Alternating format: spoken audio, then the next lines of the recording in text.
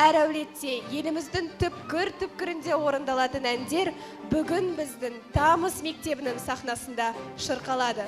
Армысыздар, ақ бантикпен мектеп бітіріп, бақыт құшағында шаңырақ құрып, қайдасың мен бала тербеткен ұстаздар, ата-аналар. Қазақ музыкасының қорын байытып, қазақ даласын әнімен тербеткен арда ұл Шәмші Қалдаяқовтың 90 жылдық мерейтойына арналған Шәмші әлемі атты онлайн кешімізді бастаймыз. Бізде Шәмші ағамыздың 90 жылдық мерейтойына орай онлайн байқау ұйымдастырылған болатын. Сол байқаудың қорытындысын жариялап, жеңімпаздарды марапаттай кетейік. Жеңімпаздарымызды марапаттау үшін сахна төріне Тамыз қазақ мектебінің директоры Кулиева Жанар Шолпан Құлқызын шақырамыз. Құрметті Тамыз мектебінің оқушылары, ата-аналары, ұстаздары. Мінекей бүгін біздің мектепте онлайн форматында өткен Шәмші әлемі деген байқауы өзінің мәресіне жетті. Жеңімпаздарды құттықтауға рұқсат етіңіздер. Диплом қазақ мәдениетіне өшпес із қалдырған ұлы композитор Шәмші Қалдаяқовтың 90 жылдық мерейтойына орай Шәмші әлемі атты онлайн байқауында эстрадалық вокал жанрында 3-ші орын иегері Қасым Уалихан.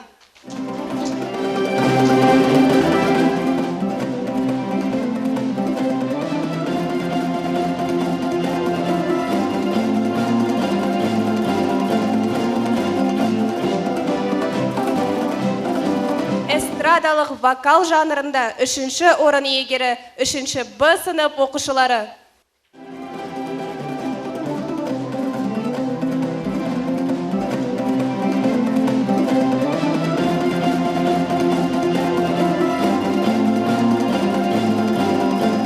Сурет өнері байқауында 3-ші орын иегері Сағындықова Медина.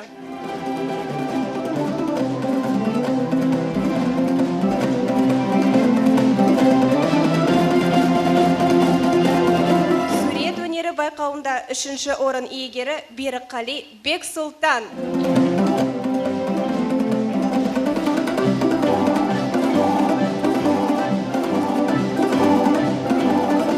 Эстрадалық вокал жанрында 2-ші орын иегерлері Қасымхан Дарина.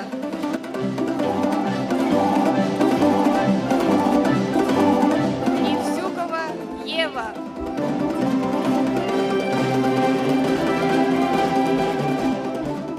Оразбаева Айла.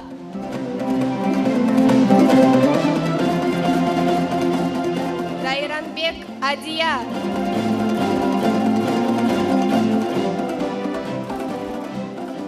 Султанова Даная. Адильбай Дамили. Төлеген Линара. Таисия. Евлоева Лаура. Жеңімпаздарымызға сыйлығымызды табыстауға рұқсат етіңіздер.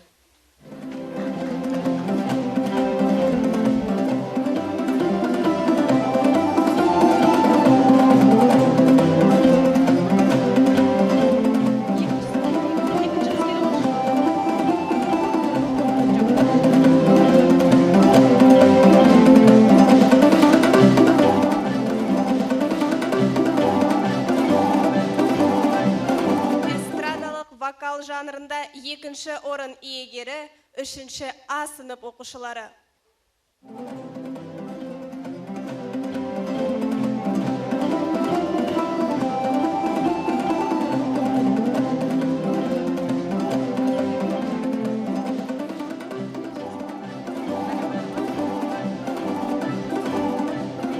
Сурет өнері байқауында 2-ші орын иегері Аджар Айбарыз.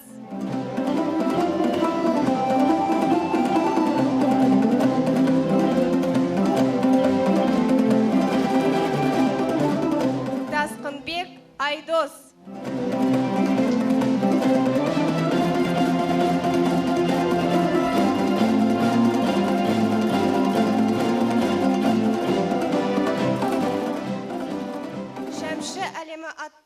онлайн байқауында бірінші орын иегері Муканова Таңсу.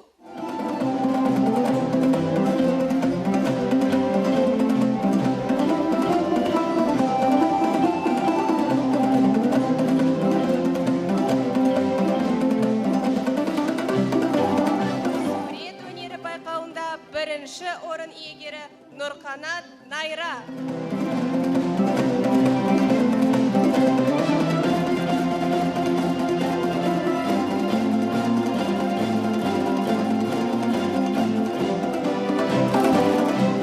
Эстрадалық вокал жанрында бірінші орын иегері Бекболатова Айзере.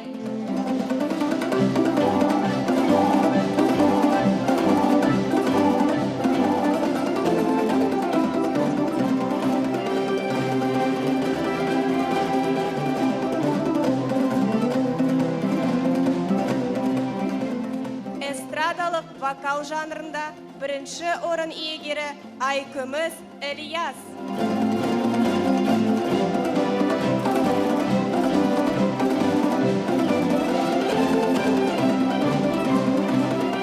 Диплом, бас жүлде.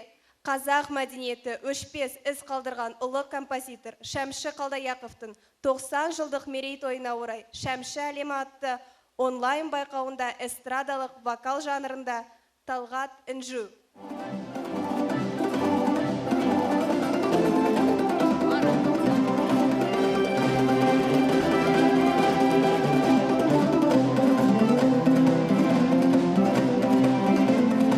Сурет өнері байқауында бас жүлде Ақылбек Есімхан.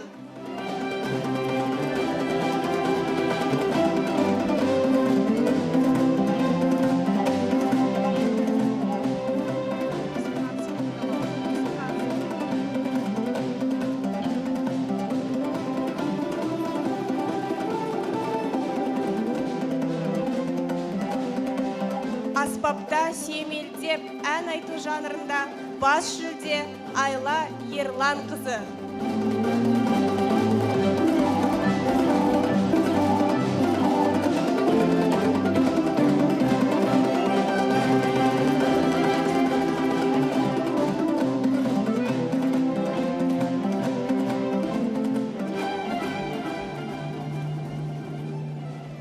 Құрметті қатысушылар, Жанар Шолпанқұл қызы, сіздерге үлкен рахмет.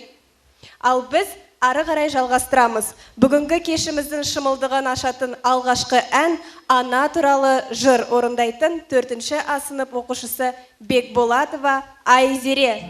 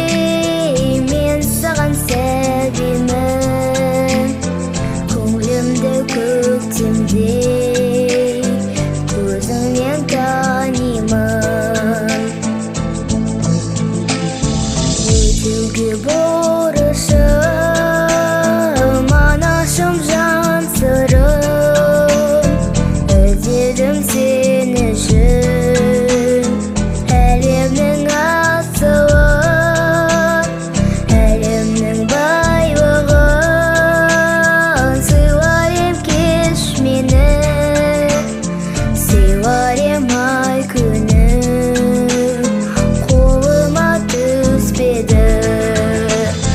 Әділі баялап өсірген жемісің, самал жел саябақ құшағы мен үшін.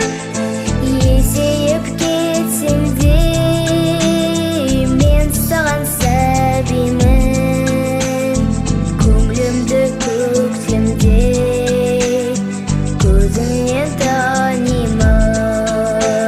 Есейіп кетсем де мен саған сәбимін, көңілімді көктемде көзіңнен танимын.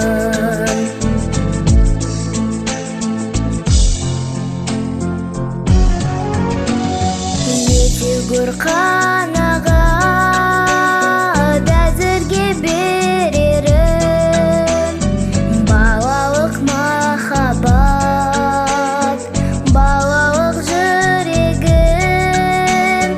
Бұл риза анашым, құдағы осы бар, өзіне арнаған әнімді қосып ал.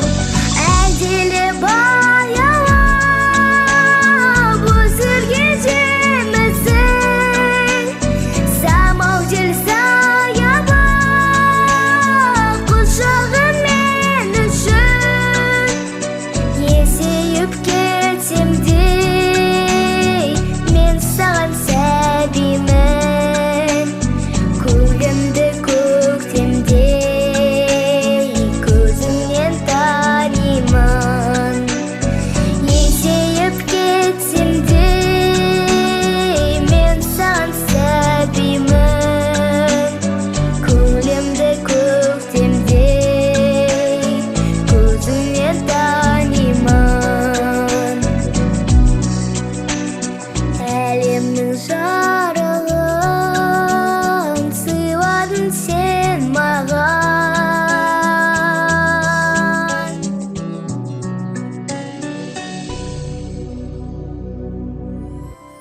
Шәмші Қалдаяқов ешқашан марапат пен атаққа құмар болған адам емес. Шығармашылығының шыңы ол халықтың ықыласы мен махаббаты еді. Бірде Шәмші, мен онсыз да халық әртісімін, мен үшін кез келген қазақтың есігі айғара ашық деп марқайыпты. Ел оны тек тамаша әндер үшін емес, ақ көңіл мінезі, қарапайымдылығы мен жомарттылығы үшін жақсы көріп, сыйлаған. Нағыз өнер адамы еркін болу керек. Осы бір рухтың, ойдың, шабыттың еркіндігін оның әндерінен табасың. Жерге, елге, анаға, ару қызға, өмірге деген махаббаты жүрекке сүйіспеншілік орнатады. Өйткені ол адам жанының, қазақ жанының әуені ғой, тұнып тұрған. Шәмші әндері уақытқа да, шекараға да бағынбайды. Ол қалдырған мұрадан жасарып жаңғырып, өрге ұмтылып өркениеттеніп жатқан қазақ қауымы қай керегінде тауып алады. Іңгіләп туылған әр сәби күн ертең Шәмшінің ән әлеміне қадам басады.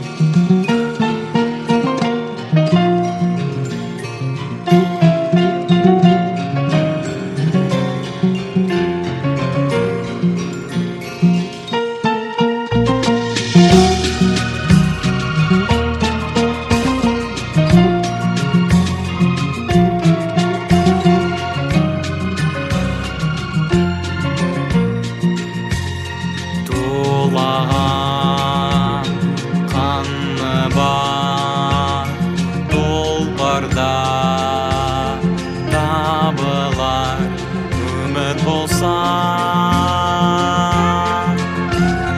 күн туса басына мойыма жасыма жігіт болса,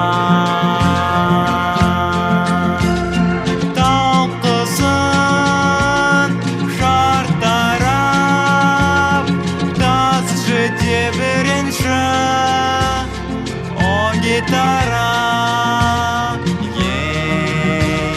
жан серігім төгілсін қойтарап жанын тарықпасын ән қалықтасын қайранбасын қарыбасын көзіңді жұмбай қалықтасын қамықпасын.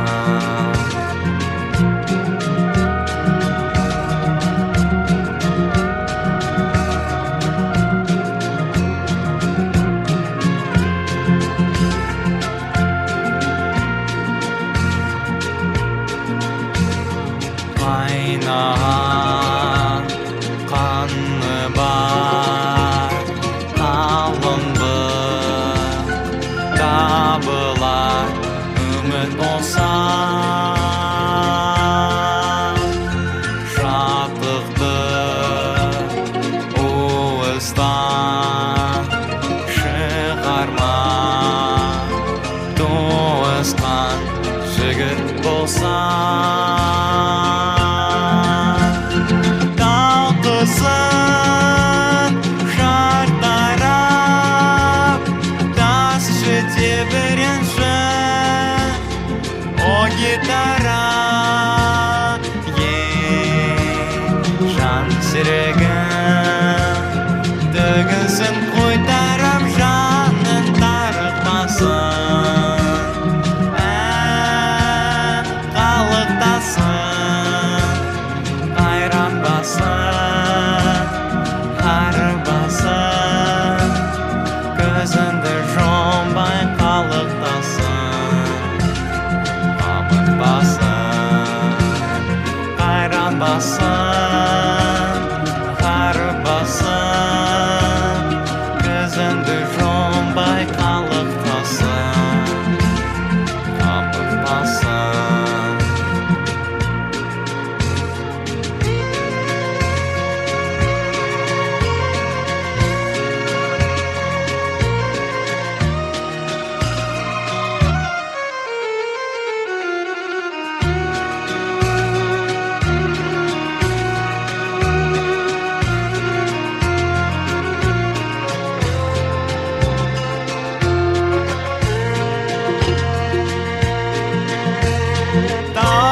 Талқысын шартарап тас жете бірінші о гитара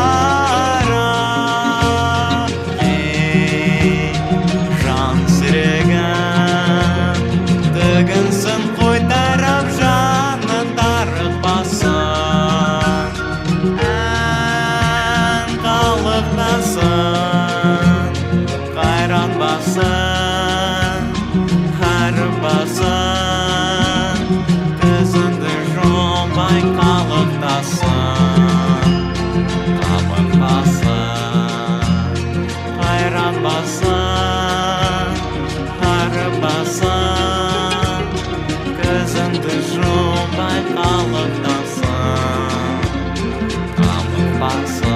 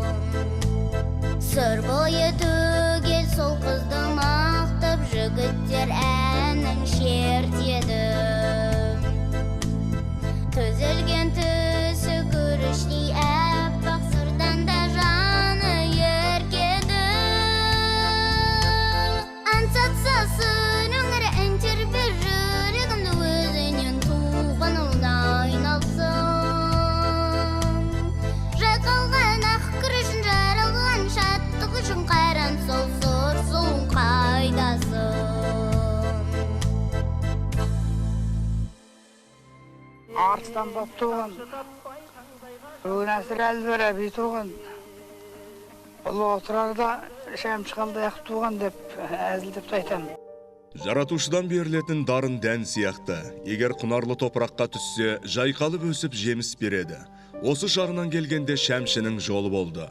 Ол жастайынан жаны әнге құмар ортада, өнерлі отбасында өсті. Алғашқы әндерді, саздарды, ол өзінің ерекше дарында ата-анасынан естіген. Оның әкесі саусағынан бал тамған ұста болатын, музыкалық аспаптарда ойнап, аздап өлең жазатын, анасы ән айтатын. Бала шәмшінің ән шығаруға деген құмарын оятқан осы кісілер. Жас талантты қолдаған жандардың бірі аты аңызға айналған Жамал Омарова еді. Алматы консерваториясында білім алып жүрген шағында жазған «Қайықта» әнін шәмші танымал әншіге көрсетуге бел буған сәтке дейін чемоданының түбінде 1 жылдай уақыт сақтаған. Ән Жамал Омароваға ұнағаны соншалық, ол оны радиодан орындайды. Сол сәттен бастап, бұл әнді барша халық сүйсіне шырқай бастайды. Атақты әнші композиторға өзінің аналық қамқорлығында аямады. Тіпті үйсіз-күйсіз қиналып жүрген сәттерінде де өз үйіне тұрғызғаны да бар. Шәмші Ақмаңдайлым әнінің алғашқы орындаушысы Роза Бағланова жайлы әрдайым ерекше ілтипатпен айтушы еді. Ол оны әпке дейтін. Ал Роза Бағланова болса, оның әндерін әлемнің 25 елінде орындап жүрді.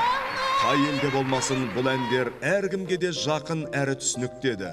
Жердің қай шетінде болмасын, қыз жүрегі шексіз сүйіспеншілікпен жазылған ән мәтінін бірден ұғары анық. Сен мөлдірсің еркем, тау бұлағындай.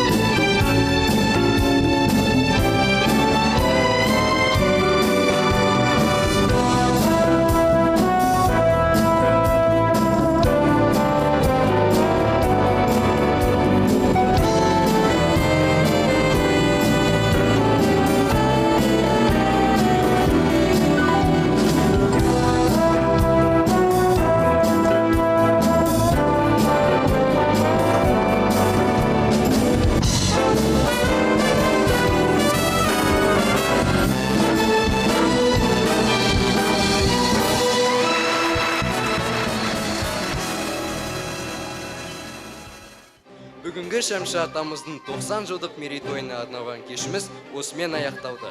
Келесі сайыстарда кездескенше сау болыңыздар. Бүгінгі кешті жүргізген Мейрамғали Сымбат Және Қанатұлы Инсар.